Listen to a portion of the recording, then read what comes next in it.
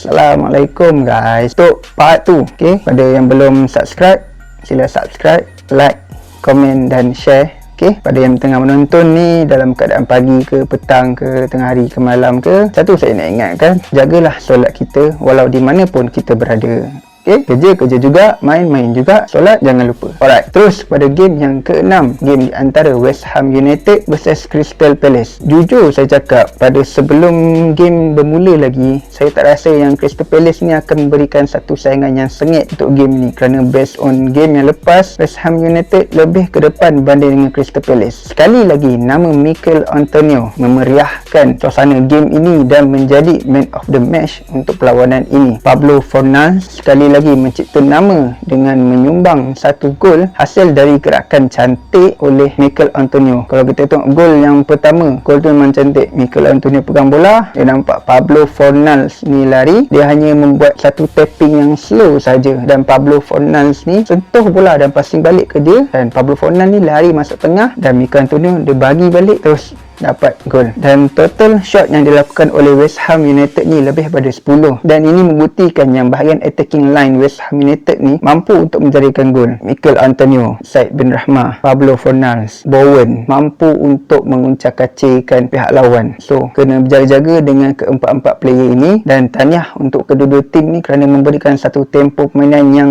menarik juga bagi saya. Game ni memang agak sengit jugalah. Okay, kita pergi pada game yang ke-7. Game ni adalah second big game lah untuk minggu ketiga ini. Game yang ramai fans-fans menantikan, iaitu game di antara Liverpool versus Chelsea. Bekas juara UEFA Champions League versus juara Champions League yang lalu. Okay, kali ni kedua-dua tim ni saya puji kerana kedua-dua tim ni dari mula sampailah habis minit akhir memberikan satu tempo mainan yang luar biasa. Attack demi attack, cool down pun tak lama, terus buat attack, dan game ni saya boleh katakan match yang paling mendebarkan dan mencemaskan buat kedua-dua fans tim ni khususnya lah. Dan sebenarnya saya agak terkejut lah bila Mohamed Salah adalah man of the match untuk game ni. Saya boleh consider yang Mo Salah dapat man of the match ni mungkin kerana dia berjaya jaringkan gol, dan maybe ada certain gerakan yang bahaya dia lakukan. Tetapi kalau kita tengok balik match tu dari awal sampai lah minit akhir, saya rasa ada seorang lagi player yang perlu diberikan penghargaan, iaitu Edouard Mendy, goalkeeper Chelsea. Goalkeeper Chelsea adalah yang paling layak digelar man of the match, itu bagi saya lah. Sebab apa saya pilih dia? Kerana ketangkasan dia, kecekapan dia sungguh luar biasa. Dan saya ada cakap juga pada video sebelum ni, saya ada cakap yang Mendy ni adalah setaraf dengan goalkeeper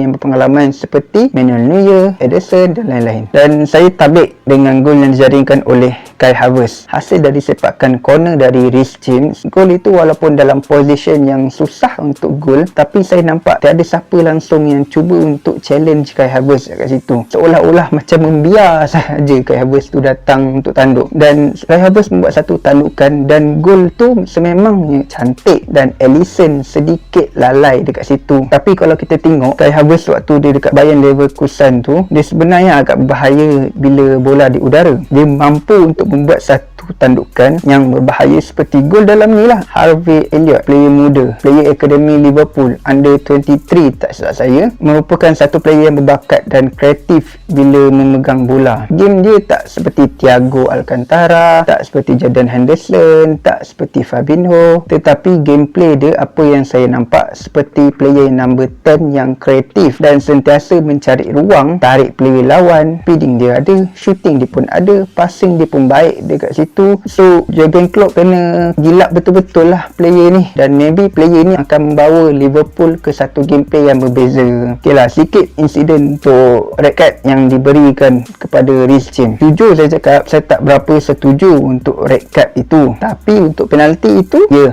memang betul. Cuma untuk red card tu dia terlalu kejam lah bagi saya. Sebab Reece James dia pegang bola, okay, tangan dia dekat sini dan ya bola tu memang automatik kena kat dia. Dan kalau kita tengok ref time tu pun tengok VAR sekejap saja, sekali imbas saja, lepas tu terus bagi putusan red card, penalti. Dah lah bagi penalti, lepas tu bagi red card pula. Penalti tu saya boleh consider lah, memang betul. Untuk red card tu saya tak rasa benda tu adalah tepat, sebab Harry Kane tak ada buat foul apa-apa sebelum ni, first time. So sepatutnya adalah consider adalah kuning, kad kuning dulu, bukannya kad merah dulu. So agak pelik lah kenapa ref bagi red card terus. Ok, kita pergi kepada game yang ke-8.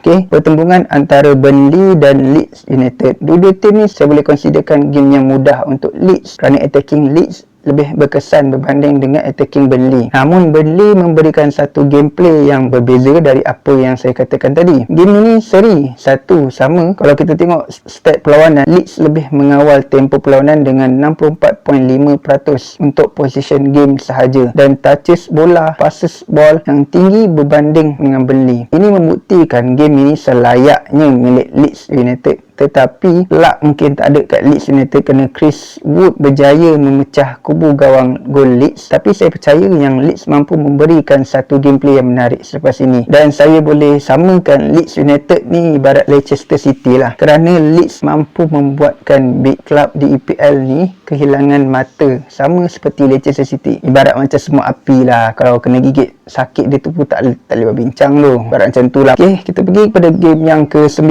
Game antara Tottenham Hotspur versus Watford. Game ni saya boleh katakan ianya sepatutnya milik Spurs, dan Spurs sepatutnya boleh menang dengan besar, dengan jumlah yang besar. Tapi disebabkan attacking Watford tak kurang hebatnya juga, tu yang buat game ni agak sengit. Dan dari segi kawalan permainan, Spurs menang dengan jaringan 1-0 yang dijaringkan oleh Son Heung-min, dan chemistry antara Tanganga ni dan Son ni sememangnya terbaik dan luar biasa. Kalau kita boleh tengok semula game tu, banyak gerakan serangan bermula dari belah kanan, iaitu belah Son, dan bukan di sebelah kiri, iaitu Steven Bergwijn. Game ini walaupun Kane tak mencarikan gol, tapi banyak percubaan yang dilakukan, gerakan-gerakan yang menarik cuba ditampilkan oleh Kane. Tak apalah, member tu pun mungkin tengah frust lagi kot sebab tak dapat pergi City kan musim ni. Tak apalah, slow-slow. Ok, Harry Kane mungkin musim depan kan, mana tahu.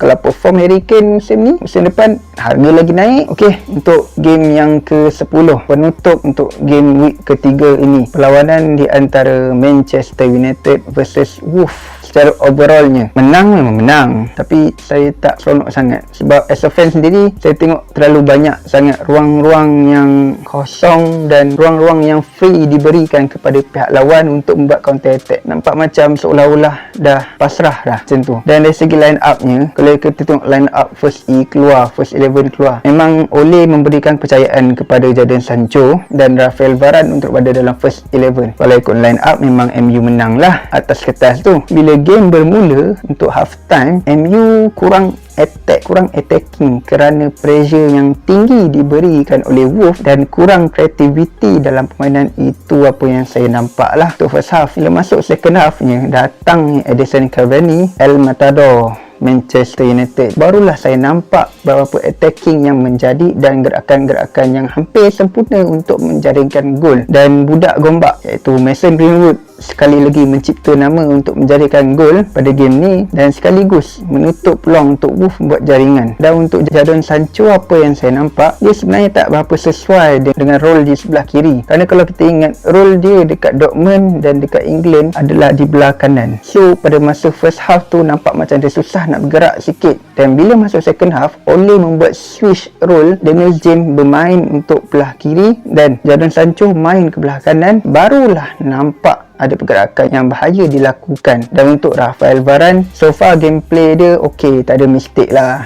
bahaya. Ada intercept ball, clearing yang banyak juga dilakukan untuk game ni, dan saya rasa game ni pun Varane dah lakukan yang terbaik lah, kerana terlalu banyak counter attack yang dilakukan oleh player Wolves sendiri, dan Varane sentiasa berada pada posisi dia untuk standby dengan attacking dari Wolves. Sebab tu saya cakap Varane dengan Maguire ni lengkap. Maguire lebih ke atas sikit, lebih suka ada ke atas. Varane dan lebih suka berada kat deep. So benda tu melengkapi each other. Okey, saya nak sentuh sikit lah pasal isu tackle yang sepatutnya adalah fault. Okey, saya sebagai fans MU, walaupun gol tu diberikan, tapi bila saya tengok balik ulangan, Pogba ada touch kaki sikit dekat Robin Neves punya kaki, dan dekat situ sepatutnya lah ref patut beri foul ataupun ref patut tengok VAR, tapi mungkin ref tak nampak lah kot, sebab bola tu pun agak laju juga, 50-50 lah senang cerita. So bila ref tak beri foul, MU ambil lah peluang itu untuk jaringkan gol daripada Greenwood. Okay. Dan Fred ni saya tak tahulah dia ni masih lagi berguna ataupun tidak, sebab Adama Traore tu dia sentiasa bebas bergerak dan Fred langsung tak boleh nak mark dia. Pogba memang kita tahu, Pogba kalau kita khususkan role untuk dia memang takkan berjalan. Pogba kita kena bagi dia satu role yang bebas, walaupun dia ada dekat area defensive midfielder, so dia kena bebas. Fred tu yang sepatutnya kena duduk kat deep line, maksudnya backup bawah centre back tu. Dan Anthony Martial ni sepatutnya MU jual je lah dia ni. Sedih lah tengok gameplay dia, tu je lah untuk saya cakap. Sedih, kalau boleh season depan jual lah, ataupun transfer Januari ni jual lah dia. Dan untuk Wolf ni sentiasa memberikan gameplay yang high pressure. Adama Traore terlalu bebas bergerak, macam tadi saya cakap, disebabkan itulah berapa peluang yang Wolf dapat bermula daripadanya. Body dia dah macam The Rock, feeding dia ada, kawalan bola yang kemas, memang yang menyukakan defender-defender MU untuk mengawal dia. Bila Adama Traore ni pegang bola, sabar jap, time tu 3 player sekurang-kurangnya, 3 player MU akan ada dekat dia. Dan Ruben Neves, defensive midfielder yang banyak melakukan intercept ball ke atas player MU sendiri, seorang yang bijak juga dalam mengawal tempo permainan. Kesimpulannya apa yang saya boleh cakap untuk Wolf ni, walaupun Wolf kalah dalam game ni, tapi dia dah berjaya membuat player MU jadi hilang arah dan sentiasa berjaga-jaga dalam attacking yang dibuat oleh barisan attacking Wolf. Okey, sikit saya nak sentuh pasal isu lah. Benda ni pun dah official, Cristiano Ronaldo kembali kepada Old Trafford. Saya tak adalah setuju dan tak adalah tak setuju. Cuma saya boleh katakan kalau dia nak masuk, masuklah. Kalau tak nak masuk, tak apa. Okay, tapi ni pun dia dah masuk. Okay, so saya boleh cakapkan tolong jangan terlalu bergantung harap kepada CR sahaja, dan tolong jangan kerahkan kudrat yang ada pada CR setiap match yang ada dalam EPL ataupun UCL ataupun FA Cup ataupun segala cup yang ada. Tolong jangan kerahkan hikmat dia sangat, sebab CR ni dah tua, peak career dia dah lepas dah, zaman dia dah lepas. Sekarang ni zaman budak-budak muda untuk naik. Kalau saya jadi coach, saya takkan gunakan dia, hikmat dia dengan sepenuhnya, sebab bila kita nak bina balik tim yang player-player muda, kita perlukan player-player muda yang ramai untuk memberikan satu benda yang lebih baik daripada yang lalu. So saya tak cakap CR datang ni adalah satu benda yang akan menjadi kelemahan. Cuma macam tadi saya cakap, jangan terlalu harapkan dia. Dan senang cerita, bila CR dah datang ke MU ni balik, datang ke Old Trafford ni balik, jangan nak harapkan CR ni boleh berikan satu trofi untuk MU. Saya tak setuju benda tu. Buktinya dah ada dekat Juventus. Juventus harapkan menang UCL tapi tak dapat. So nampak dekat sini, nak guna hikmat dia, boleh guna hikmat dia, tapi jangan guna selalu. Saya akui dia still lagi ada speeding dia, shooting dia, apa semua dia ada lagi, cuma role dia dah berbeza. Dan benda tu, benda ability yang dia ada tu makin lama makin berkurang, walaupun tak drop jauh sangat, tapi berkurang sikit demi sikit. So jangan terlalu kerah dia, sebab kita tak tahu CR ni akan duduk kat MU ni berapa lama lagi. Dalam kontrak maybe 2 tahun tak silap saya. So gunalah hikmat dia untuk game-game yang tepat sahaja, jangan terlalu bergantung kepadanya. Okay, kita ada player Rashford, Sancho, Greenwood, Daniel James, macam-macam lagi winger yang ada. Dan role terbaru CR adalah role center forward, bukannya role left wing forward. So dekat sini Ole Gunnar Solskjaer kena gunakan role yang baru kat center forward untuk CR tu adalah role dia, bukannya role left wing forward. Okay, tu saya cakap. Saya happy dia balik, tapi tak terlalu happy sangat, sebab saya risau benda tu akan jadi sebaliknya. Okay, by the way, selamat datang semula kepada Cristiano Ronaldo ke Manchester United. Okay, habis untuk game week ke-3, dan lepas ni pun tak ada game EPL, tak salah je untuk seminggu ni, seminggu macam tu, sebab ada international punya game untuk World Cup qualifier. So kita jumpalah pada video yang akan datang, game week yang keempat. So kepada yang belum subscribe, silalah subscribe, like, komen dan share pada semua. Okay, jangan lupa subscribe. Okay, dan terima kasih kerana support Sweet Studio. Okay, jumpa pada next video akan datang. Assalamualaikum.